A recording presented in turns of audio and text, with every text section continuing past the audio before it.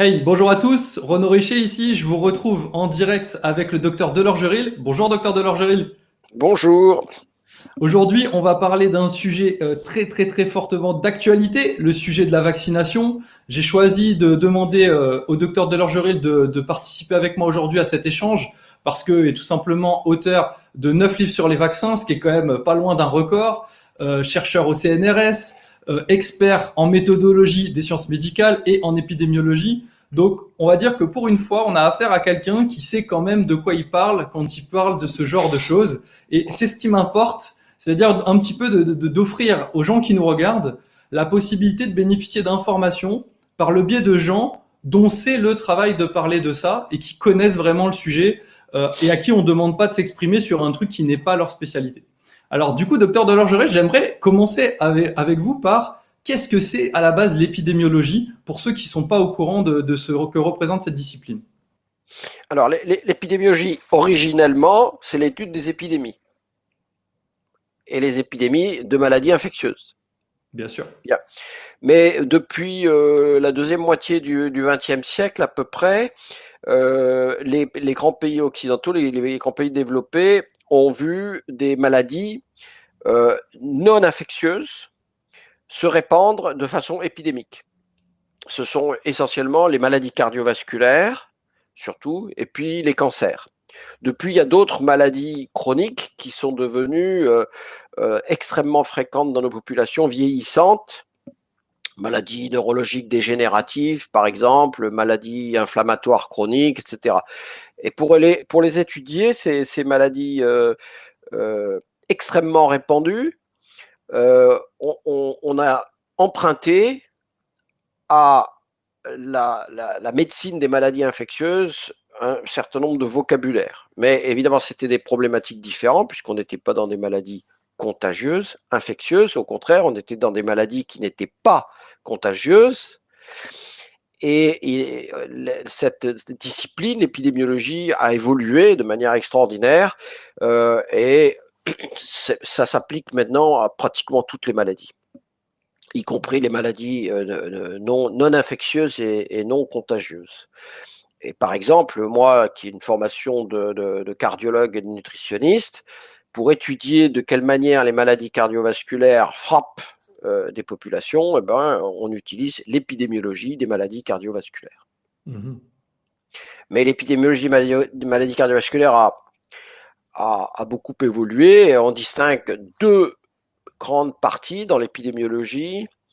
Alors, je vais vous dire, pour vous donner une idée, que je passe ma thèse de médecine en 1976 avec un travail d'épidémiologiste. À l'époque, il n'y a pas de diplôme, je puis dire, dans les facultés de médecine d'épidémiologie. Je n'ai pas de diplôme à l'époque, mais je passe ma thèse là-dessus, je publie. Et depuis, évidemment, j'ai fait d'autres études, d'autres publications au niveau international, etc. Et j'ai pas de diplôme d'épidémiologie. J'allais pas à 50 ans retourner à la faculté de médecine pour passer un diplôme d'épidémiologie. Je suis épidémiologiste sans lettres, si vous voulez, juste c'était le travail. Mon expérience professionnelle a précédé les diplômes. Bon. Alors, on distingue deux grandes disciplines en épidémiologie. L'épidémiologie dite d'observation et l'épidémiologie dite d'intervention. Bon, alors, très vite, hein, dans l'épidémiologie d'observation, on observe sans intervenir, on analyse des données, on les enregistre, on les analyse, on en tire des conclusions, des interprétations. Mais comme on est complètement dans l'observationnel, c'est très fragile, pour ne pas dire faible.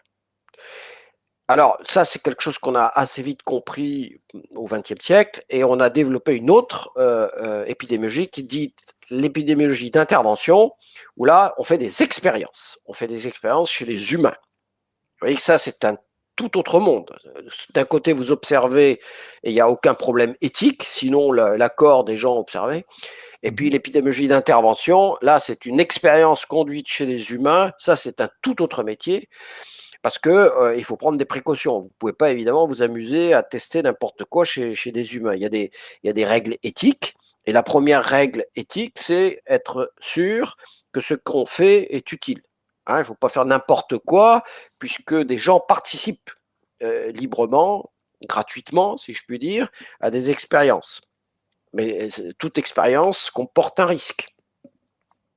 Donc il faut que les gens acceptent ce risque, mais pour qu'ils acceptent ce risque, il faut qu'ils en voient un bénéfice éventuel. Vous voyez, donc c'est un tout autre monde, et c'est le domaine des essais cliniques. Et au cours du XXe siècle, et au début du XXIe siècle, c'est vraiment quelque chose d'assez récent, on a développé des techniques de plus en plus précises pour avoir des essais cliniques qui apportent des informations vraiment importantes pour la pratique médicale. Voilà. Et donc, l'essai clinique randomisé en double aveugle, c'est ce qu'on fait de mieux dans les sciences médicales pour avoir une information, ou mieux qu'une information, dans les sciences. Le scientifique, c'est pas quelqu'un qui veut simplement avoir une information, c'est quelqu'un, et ça c'est dans toutes les sciences comme ça, ce qu'on veut, c'est élaborer des théories explicatives. On veut expliquer la nature. Alors évidemment, chacun a son petit bout de nature qu'il veut expliquer, ouais. Mais le but des sciences, y compris les sciences médicales, c'est avant tout d'élaborer des théories explicatives, à partir duquel on peut aider les gens, les soigner, les guérir, etc. Et donc l'essai clinique, c'est vraiment ce qu'il y a de plus extraordinaire dans les sciences médicales, parce qu'à la fois ça apporte une information directement exploitable chez un patient particulier, pas toujours, hein, mais souvent, et d'autre part, ça apporte, ça permet d'élaborer des théories explicatives. Donc voilà, c'est le top niveau. Et justement, pourquoi coupler ça avec la méthodologie des sciences médicales, dont vous parlez finalement aussi beaucoup? Quel est l'intérêt en fait d'avoir ces deux casquettes pour pouvoir justement s'exprimer sur un sujet comme les vaccins, où on a l'impression que, finalement, on a l'impression qu'on demande un peu l'avis de tous les médecins quand on regarde la télévision, ou bien les gens interrogent leur médecin traitant. Comment ces disciplines peuvent-elles aider pour vraiment avoir un avis précis sur ce qu'il en est de l'état aujourd'hui avec les vaccins? Alors, vous posez une question très spéciale concernant les vaccins.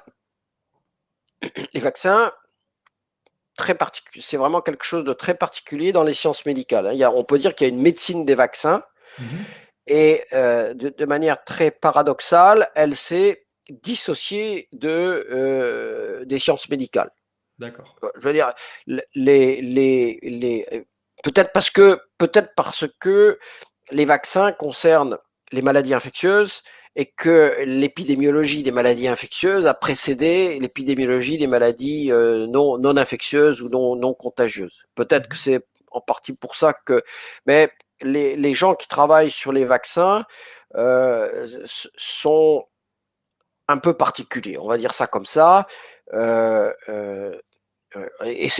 la crise de la Covid-19 l'illustre de façon absolument extraordinaire. C'est-à-dire, ils n'appliquent pas, ils n'utilisent pas les mêmes méthodologies que l'on utilise d'habitude dans les sciences médicales, par exemple pour tester des médicaments. Ça s'est vu de manière vraiment incroyable avec les études pour valider les vaccins anti-Covid que l'on utilise maintenant. Ils ont dit qu'ils allaient faire au mieux, et puis quand les études sont sorties, on a constaté qu'il... Alors pourquoi c'est comme ça? Ça, c'est du ressort de la sociologie. Bien sûr. Je sais pas pourquoi les experts en maladies infectieuses et les experts en vaccins s'estiment autorisés à ne pas appliquer les mêmes techniques que l'on utilise pour tester d'autres médicaments. C'est une pente dangereuse, parce que les autres, ceux qui normalement travaillent très bien pour tester les médicaments, ils regardent comment ça se passe avec les vaccins, et ils disent nous aussi on va alléger les protocoles. Et on va utiliser leur méthodologie parce que c'est plus simple, ça va plus vite, ça coûte moins cher à l'industriel qui participe. Et donc, nous aussi, hein, on veut avoir la même chose. Ça c'est en ce moment-là, on est au début d'une crise scientifique, médicale, éthique. On n'en est qu'au début parce que on ne sait pas très bien comment ça va évoluer. Maintenant, on est dans l'urgence, mais après, on ne sait pas très bien. Hein. C'est vraiment très très bizarre ce qui se passe en ce moment. Alors vous voyez tout de suite là que quand je parle d'essais cliniques randomisés en double aveugle, c'est les essais cliniques qui permettent de tester des hypothèses. C'est les mêmes techniques qu'on utilise pour tester des médicaments. Mhm. Mais autant un chercheur CNRS comme moi va utiliser cette technique pour apprendre et pour élaborer des théories explicatives, autant les mêmes techniques vont être utilisées par l'industrie pharmaceutique pour tester des médicaments, et non pas pour comprendre ou expliquer quoi que ce soit, mais pour commercialiser des médicaments. Mhm. C'est-à-dire pour pouvoir dire aux autorités sanitaires, voilà, on a fait un essai clinique en double aveugle randomisé, notre médicament il est mieux qu'un placebo, donc on demande une autorisation de mise sur le marché et puis on va négocier les prix. Donc ça, c'est ce qu'on appelle les essais cliniques commerciaux, et les gens souvent confondent. C'est-à-dire, vous entendez des professeurs d'université qui disent, moi, ça m'intéresse pas les essais cliniques randomisés parce que voilà, c'est mal fait, c'est du business. C'est vrai qu'une partie de ces essais cliniques, c'est purement du business, du commercial. Mais c'est pas pour autant que les techniques utilisées soient à rejeter. Mhm. Voilà, pour faire de la bonne science médicale, c'est ça qu'il faut faire.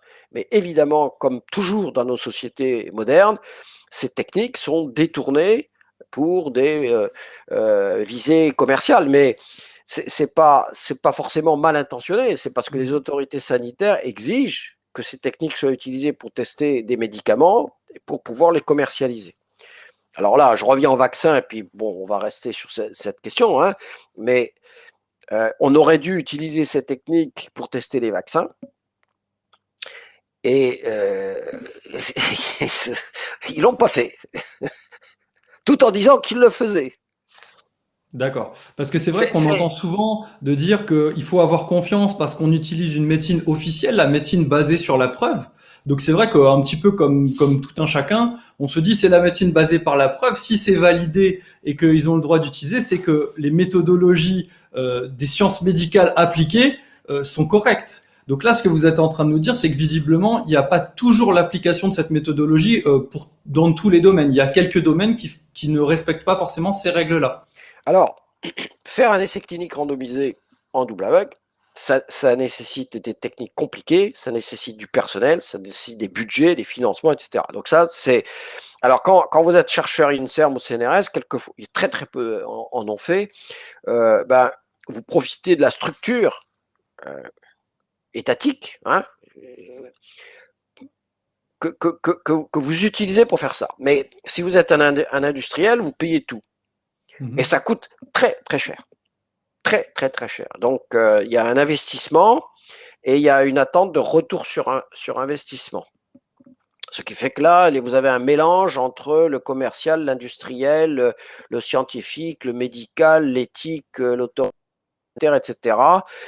Et il faut se mettre à la place des industriels, même s'ils sont très riches. On essaye de faire ça à l'économie, on essaie de faire ça le plus vite possible, on essaye d'avoir des résultats qui soient vraiment tangibles, que personne ne vienne les discuter, etc., etc. Vous voyez, on est là. Le vrai patron, c'est pas le directeur de recherche qui dirige l'étude. Le vrai patron, c'est le directeur financier de l'industriel. Hein, il a mis un budget là-dedans et il veut un retour sur investissement à 2 ans, à 3 ans, à 4 ans. Voilà, et en plus, il y a des concurrences entre différents industriels. Hein. Bon, j'ai connu ça avec les antiplaquettaires, les anticholestérol, les anti-inflammatoires, etc. Il y a toute une histoire que je raconte dans différents bouquins. Hein. Voilà, c'est vraiment, c'est la jungle. Hein. C'est la jungle. Et donc, pour les vaccins, là, récemment, il y avait en plus une urgence sanitaire puisque c'était la panique au niveau des États. Et les États ont participé aussi à cette espèce d'imbroglio auquel on assiste maintenant. Vous voyez, juste un exemple au passage. On a vacciné, je sais pas combien, quel est le pourcentage de la population vaccinée, par exemple au Royaume-Uni. Et puis, alors, en prétendant que c'est formidable et qu'on protège tout le monde, etc., mais ils préparent déjà une seconde vague de vaccination pour septembre-octobre. Donc, ils savent déjà que c'est pas, voilà, hein. Quand on vous vaccine contre le tétanos, c'est pour la vie. Quand on vous vaccine contre la rougeole, en principe, il n'y a pas de rappel au-delà des premiers mois de la vie. Là, on est déjà à parler d'une troisième injection 3 mois après la seconde ou 6 mois après la seconde. Vous voyez, évidemment, alors il y a à la fois l'inconnu de ces nouveaux virus, de leurs variants, etc. Mais il y a aussi que le travail a été fait dans la précipitation et mal fait. Voilà, parce que vous ne pouvez pas comprendre des phénomènes aussi complexes en quelques semaines ou quelques mois. Il faut du temps. Pour les scientifiques, il faut du temps. Sans le temps, vous faites un peu n'importe quoi. Alors, il y a un autre problème, et puis on va en rester là, hein, mais il y a un autre problème, c'est que comme il y a une compétition industrielle, alors là c'est absolument, le spectacle qui nous est donné à l'heure actuelle est fabuleux comme illustration de ce qu'est nos sociétés, de ce que sont nos sociétés modernes. Hein. Vous avez même le président des États, de la Fédération de Russie qui vient vendre son vaccin Spoutnik. C'est extraordinaire. Hein. Vous avez des commentateurs qui racontent que cette problématique vaccinale est un désastre pour un pays comme la France parce que aucun vaccin est made in France. Oui, et que l'Europe aurait mal négocié ceci, cela, et que finalement les Européens, par rapport aux Anglais ou aux Israéliens ou aux Américains, seraient mal servis, etc. Oui, c'est n'importe quoi. C'est que le centre du problème est un problème de management industriel, hein, qui propose au bon moment un produit utilisé, validé, etc. Et là, dans ce contexte, les autorités sanitaires, par exemple l'Agence européenne du médicament, ou bien la Food and Drug Administration aux États-Unis, ou bien l'OMS, jouent des rôles très très importants. Et la FDA pour les États-Unis ou l'Agence européenne du médicament pour les pays européens ont plus en tête la défense des intérêts industriels que la défense de la santé publique. Et ça fait partie, si je puis dire, du logiciel de ces institutions. Si vous analysez comment est organisée les politiques de santé en Europe, hein, il est écrit explicitement dans les réglementations, etc., et voté au Parlement européen, c'est que la politique de santé européenne contribue évidemment à protéger la santé des citoyens européens, c'est un, mais deux, tout de suite derrière, c'est tout en préservant les intérêts des industries des produits de santé européens. Donc, vous ne pouvez pas défendre l'un sans défendre l'autre. Et alors, donc, il suffit qu'un industriel dise, attendez, là, mes intérêts sont compromis par cette nouvelle réglementation européenne visant à protéger la santé des gens, alors il va falloir renégocier tout ça. Vous voyez, c'est pas simple. C'est pas simple. Et si vous êtes un politicien ou un homme d'État, vous êtes confronté à ça, ben j'ai pas envie d'être à leur place. Et justement, tout à l'heure, vous parliez de l'épidémiologie d'observation. Est-ce qu'on ne peut pas utiliser cette science-là dans un cas comme là, la crise qu'on est en train de traverser, pour regarder ce qui se passe, pour prendre des décisions qui soient les plus adaptées possibles? Alors j'imagine que ça prend du temps, mais quelque part, on a un petit peu l'impression que les décisions étaient très très politiques et parfois un petit peu moins médicales.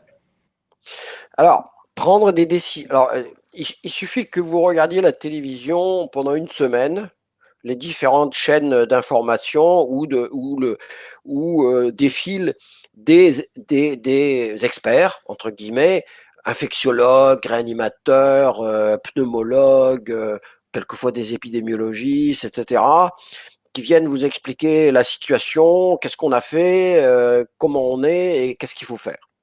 Et vous observez immédiatement les contradictions.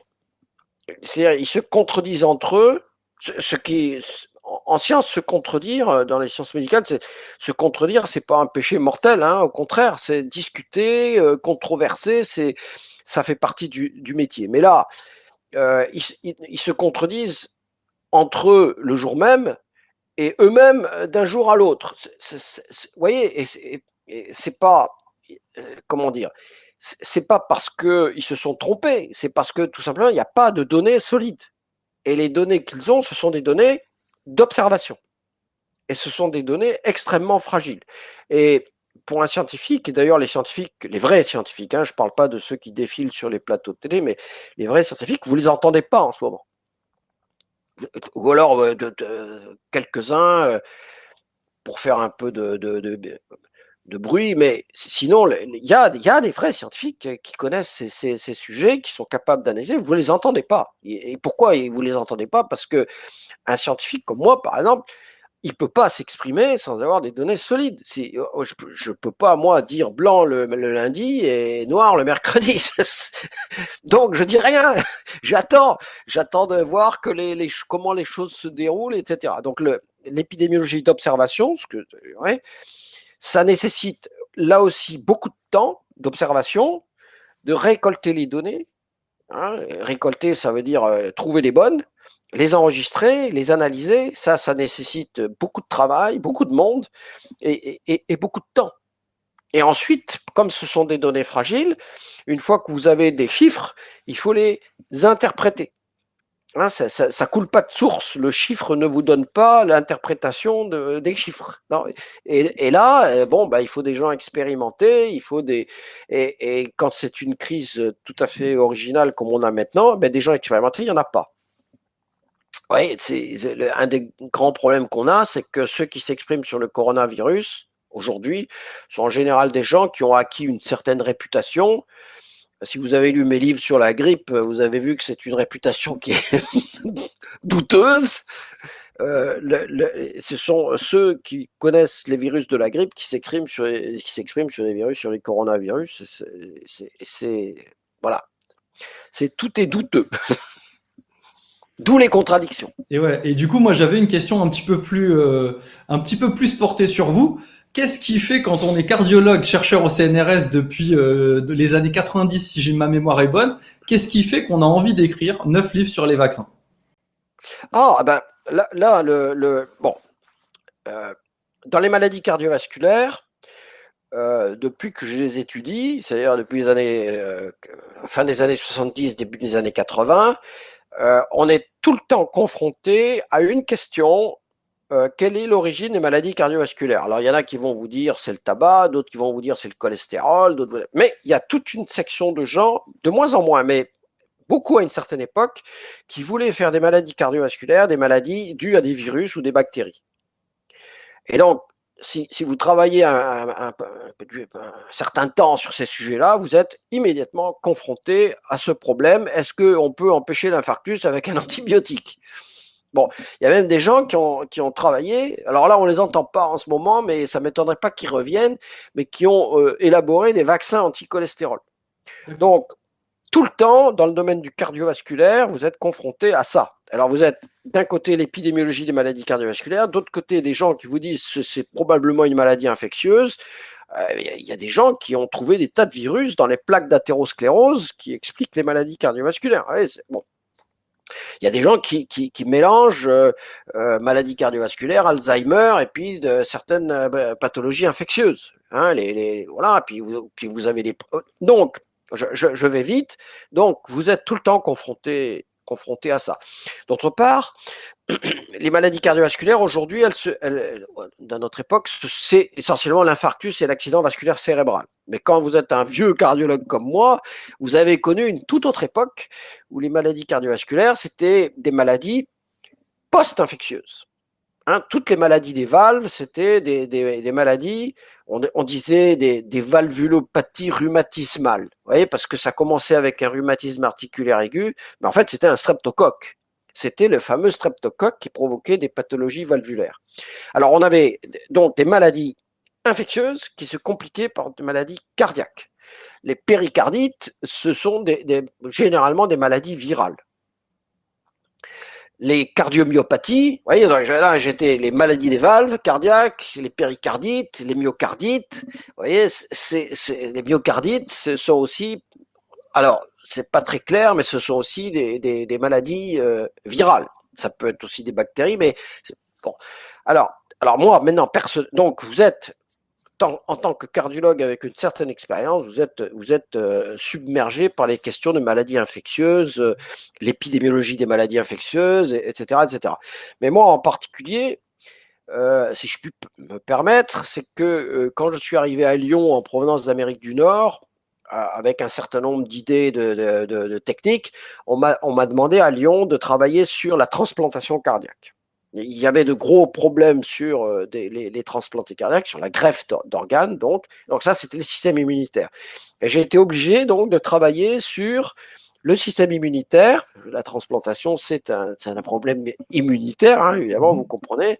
Et donc là aussi j'ai publié une trentaine d'articles scientifiques avec les collègues lyonnais sur la transplantation d'organes et comment le système immunitaire interfère avec les maladies cardiovasculaires. Voilà. Et donc, le jour où arrive ce drame, vraiment, je pense que c'est un drame où on décide, au cours de l'année 2016, vous voyez, donc ça fait déjà 5 ans, d'obliger les familles à vacciner les bébés. Et jusque-là, il y avait des recommandations, et puis pour des raisons que je raconte dans mon dernier livre, hein, les vaccins à l'ère de la Covid-19, je raconte comment on est passé d'une problématique d'aluminium, c'est-à-dire d'adjuvant dans les vaccins, à une loi d'obligation vaccinale. Et ça, d'un point de vue citoyen, éthique, etc., c'est pour moi quelque chose qui m'a profondément touché, obliger des familles à injecter 11 vaccins à des bébés à partir de l'âge de 2 mois. Alors, s'il y avait eu une science solide, alors moi, tout de suite, quand j'ai vu ça, j'avais rien contre les vaccins, j'ai vacciné mes 3 enfants, mais j'étais pas obligé. Vous voyez, je laissais faire le pédiatre. Mais quand on a dit c'est une obligation, là, j'ai dit pourquoi on oblige les gens à faire ça?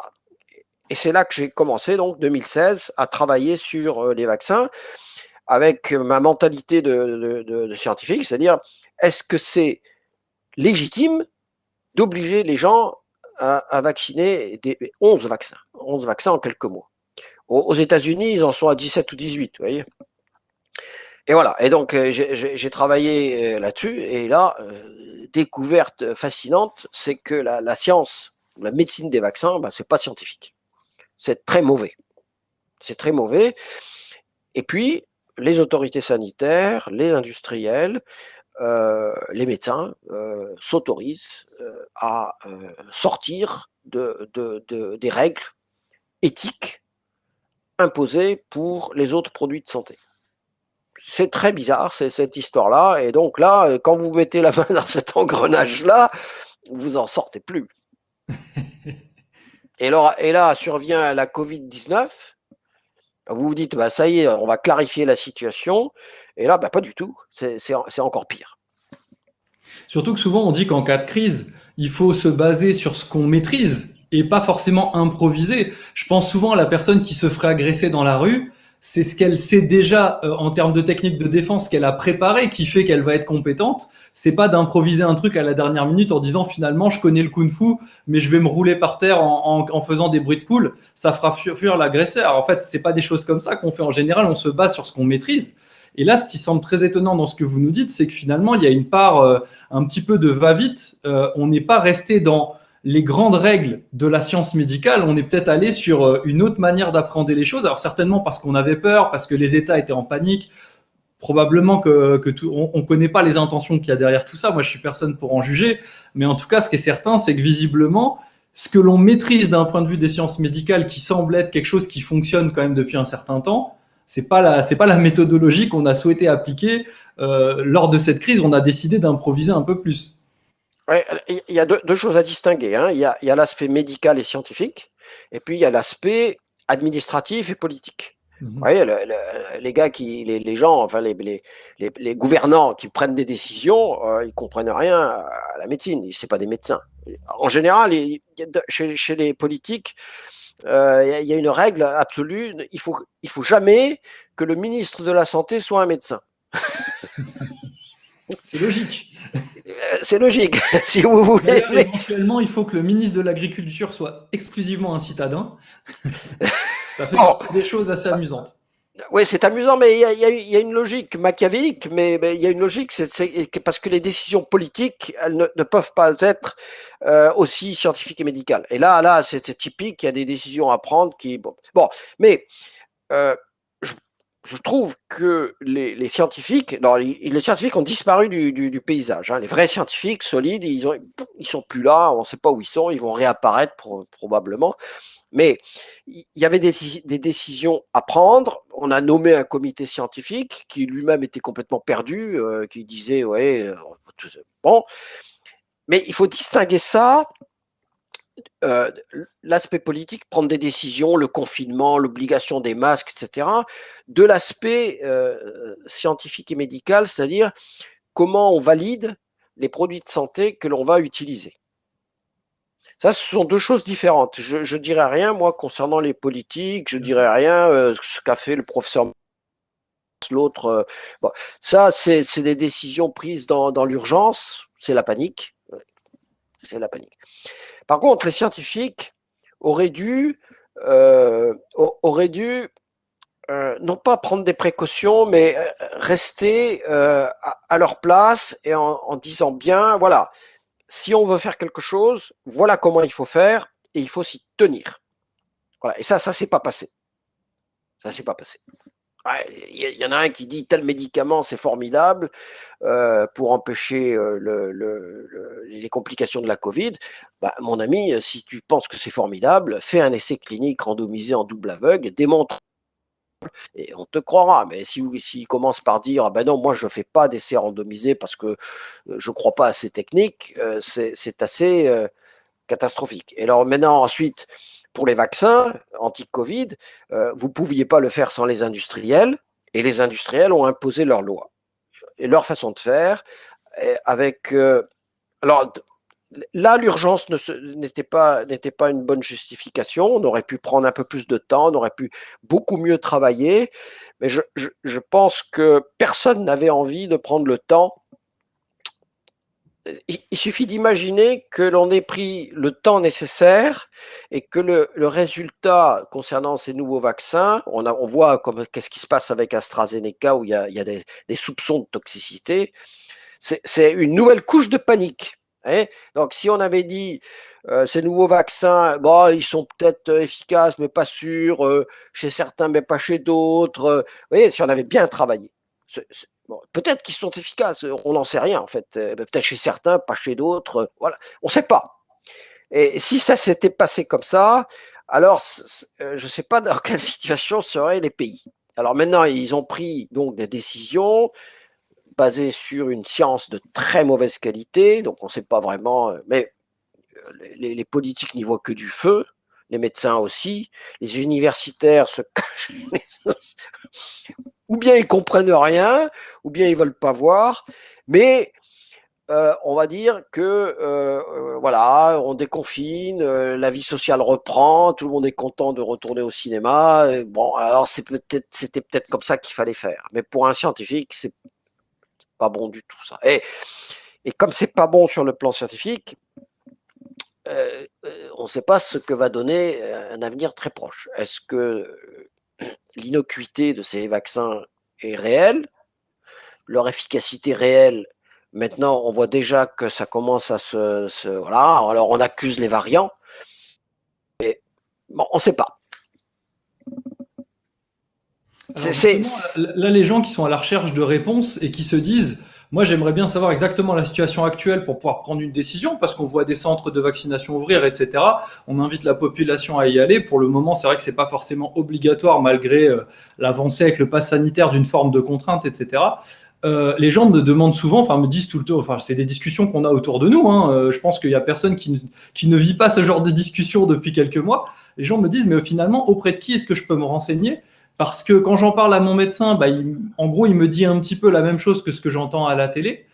Est-ce qu'il est déjà, il est formé pour pouvoir me répondre avec précision sur les disciplines que vous venez d'évoquer, qui permettraient d'avoir des éléments qui soient d'une vraie rigueur scientifique et pas simplement des éléments commerciaux. À qui en fait on peut s'adresser pour avoir des arguments, enfin des éléments vraiment précis et solides d'un point de vue scientifique? Eh bien, à personne, parce qu'il n'y a pas d'éléments précis et significatifs sur le plan scientifique. Alors, ça veut dire que les essais cliniques qui auraient dû répondre à vos questions ont été mal faits. Alors, est-ce que c'est intentionnel ou est-ce que on va pas faire de la paranoïa ni du complotisme, du conspirationnisme. Oui, ça a été mal fait, ça a été mal fait. Pourquoi ça a été mal fait? Je sais pas. Mais c'est pas nouveau. C'est pas nouveau. Je sors au mois de juin un livre sur les vaccins contre les cancers et notamment des vaccins contre les papillomavirus. Le travail a été mal fait aussi. C'est un livre entier pour dire que les données qui justifient, qui légitiment la vaccination contre le cancer du col de l'utérus via un effet sur les papillomavirus, ça vaut rien. Vous voyez, donc c'est les mêmes industriels qui, en l'absence de toute urgence, ont fait du très mauvais travail avec les papillomavirus et qui font aussi du très mauvais travail avec les coronavirus. Donc, vous voyez, on peut dire, on peut trouver une excuse en disant c'est l'urgence, il y a des problèmes sociaux, oui. il faut renvoyer les enfants à l'école, les collégiens au collège et les lycéens au lycée, parce que sinon, on risque d'avoir des émeutes ou en tout cas des gros problèmes. Bon, ça s'entend, mais en fait, sur d'autres circonstances, et c'est pas simplement les papillomavirus, les travaux sur les vaccins contre les pneumocoques, ça vaut rien. C'est très très mauvais, vous voyez. Et il n'y avait pas d'urgence. Vous voyez, on répète. C'est incroyable ce que vous êtes en train de dire parce que c'est vrai que d'un point de vue du grand public, moi je vais dire si je me positionne comme un individu lambda qui s'est pas documenté, qui a pas lu vos livres, etc. On a l'impression qu'on nous parle de publication. Alors nous, quand on entend publication scientifique, on a l'impression que c'est sérieux et solide. On n'a pas l'impression que ça puisse être des publications qui permettent de prendre des décisions ou des recommandations derrière qui soient pas forcément solides. Mais finalement, le scientifique que vous êtes explique que les données sont pas toujours fiables et solides. C'est pas forcément de la qualité. C'est pas parce Voilà. que c'est publié que c'est qualitatif. Voilà, et ça a été validé dans des conditions très très suspectes. Mais c'est pas nouveau. Tout ce qui est commercial est suspect. Hein. Donc là, moi, je suis connu dans le monde entier pour avoir contesté les médicaments anti-cholestérol. J'ai commencé en 2005 et j'ai pas commencé comme ça là parce que ça m'a pris comme la scarlatine. Hein, c'est parce que d'autres types de médicaments qu'on appelait les coxib à l'époque, des anti-inflammatoires, avaient été présentés comme des médicaments miraculeux et on s'est rendu compte que les industriels qui les avaient commercialisés, ils ont été condamnés, hein, il n'y a aucun doute possible. C'est les coxib, donc le Vioxx et le Cerebrex, et les industriels ont été condamnés pour avoir masqué des données, trompé les médecins, trompé les universitaires. Vous voyez, donc c'est pas. Je dis pas que ceux qui ont fait les vaccins contre le Covid ont triché, mais c'est les mêmes qui ont triché avec les coxib et qui ont triché avec les statines. C'est Pfizer, ouais. Pfizer, c'est condamné à des milliards d'amendes aux États-Unis pour les coxib, qui racontent ce que je montre dans mes bouquins, n'importe quoi sur le cholestérol et les médicaments anti-cholestérol, et ils n'ont pas été condamnés, mais voilà, il faut vraiment être d'une très grande naïveté pour croire à ce qu'il raconte, et c'est encore lui maintenant qui nous sert le. Oui, c'est dur, hein. Alors du coup, merci beaucoup pour tous ces partages. Enfin, honnêtement, c'était hyper riche. On aura l'occasion d'en reparler en détail puisqu'on organise une masterclass le 5 juin avec vous sur justement la science des vaccins, où on va pouvoir réévoquer un petit peu tout ça pour tous ceux qui comprennent pas d'ailleurs et qui ne savent pas. C'est quoi à la base un vaccin? Quelle est la technique? Quelle est la théorie derrière tout ça?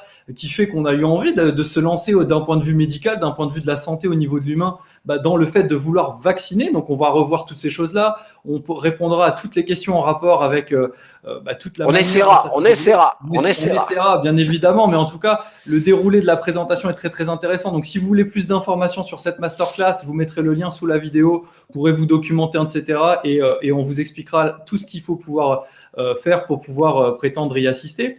Et puis sinon, je voulais dire aux gens qui nous regardent là et qui se disent tiens, j'aimerais bien avoir un petit peu plus d'infos, Je rappelle que vous avez écrit un livre qui s'appelle Les vaccins à l'ère Covid-19, de la Covid-19. Donc c'est un super livre, franchement, où vous avez déjà énormément d'informations, notamment différentes choses que vous avez évoquées là. Il y a aussi les livres qui sont aujourd'hui, il y en a 7, il y en a un 8e qui va bientôt sortir, qui est en précommande. J'ai regardé, je l'ai déjà précommandé, le 8e aux éditions Chariot d'Or, sur justement les vaccins et société, des livres qui sont vraiment très très très intéressants, où vous expliquez pathologie par pathologie, ou en tout cas infection par infection, ce qu'on peut avoir au niveau de la rigueur scientifique. Et c'est vrai que ça fait partie pour moi des livres un peu de référence sur le sujet. D'ailleurs, ils sont très très bien notés sur les sites d'achat de livres en ligne, parce que les gens y trouvent une grande rigueur, et pas forcément un point de vue orienté comme on trouve, parce qu'on a l'habitude d'avoir affaire aux pro-vax, anti-vax. C'est un peu la guéguerre des chevalier blanc, chevalier noir. Et alors que là, vous arrivez avec des éléments en mettant tout le monde d'accord. Et parfois, ce qui est amusant, c'est de voir dans vos livres que vous êtes d'accord avec aucun des deux, en disant la réalité, elle est là, ou alors on n'a pas d'informations, donc il n'y a pas moyen de trancher tel que c'est fait d'un côté ou de l'autre. C'est un peu ça. À propos des vaccins, dans le livre, je l'explique. Là, on vit une époque de guerre de religion. Hein. C'est-à-dire, vous avez des clans qui ne s'écoutent pas et qui sont prêts à s'exterminer, quoi. On sort là du domaine scientifique et médical, quoi. C'est assez pitoyable. En tout cas, ce qui est très intéressant, c'est qu'il existe des données solides au travers, alors pas forcément vérifiables, des données vérifiables. Des données vérifiables, voilà, qui sont quand même très intéressantes, que vous avez compilées dans vos différents ouvrages. On aura l'occasion d'en parler dans la masterclass du 5 juin. Donc, je pense que pour ceux qui souhaitent des informations pour savoir où on en est, pas forcément qu'est-ce qu'il faut faire, puisqu'on n'a pas toutes les infos, donc il y a encore des choses sur lesquelles on ne peut pas trancher, mais en tout cas savoir où est-ce qu'on en est aujourd'hui, et la situation actuelle, elle découle de quel historique par rapport à ça, de quelle histoire, de quelle science finalement derrière tout ça. Je pense que ça va beaucoup vous intéresser. Donc merci beaucoup Dr Delorgeril, franchement je me suis régalé, j'en attendais pas moins de votre part, et c'est toujours un plaisir de pouvoir échanger avec vous et de voir vos explications qui semblent finalement sorties de nulle part, tellement c'est inhabituel dans le monde d'aujourd'hui d'entendre quelqu'un parler de quelque chose qu'il connaît, en fait, ou en tout cas qu'il maîtrise. Ce qui est assez maîtriser, j'ai beaucoup de questions. Moi aussi. Mais ce qui est bien, c'est que vous n'hésitez pas à dire là, on ne sait pas, en fait. Et ça, c'est un truc qui est très important pour moi. J'aime bien rappeler à mes étudiants ou aux personnes qui m'écoutent et à toutes les personnes avec qui je collabore qu'un expert, c'est quelqu'un qui sait ce qu'il sait, mais qui sait aussi ce qu'il ne sait pas. Et je pense que c'est une grande qualité que de dire on ne peut pas répondre à cette question, on n'a pas les informations, ou alors je ne suis pas en mesure avec ce que je sais de vous répondre là tout de suite. Et en tout cas, pour moi, c'est une belle preuve d'humilité, et je pense qu'on en a besoin en cette période où beaucoup de gens se revendiquent experts, bien souvent sans savoir même, sans avoir d'expertise sur les coronavirus, sans avoir d'expertise sur l'immunologie, sur l'épidémiologie, sur quoi que ce soit en rapport un tout petit peu avec cette pandémie. Donc c'est intéressant d'avoir affaire à des gens qui savent de quoi ils parlent. Donc merci beaucoup pour cette entrevue. Je pense que ça va énormément intéresser les gens. Et puis je vous dis à très bientôt, parce que je crois qu'on aura d'autres sujets à traiter. Ok, bye bye. Allez, à bientôt. Au revoir.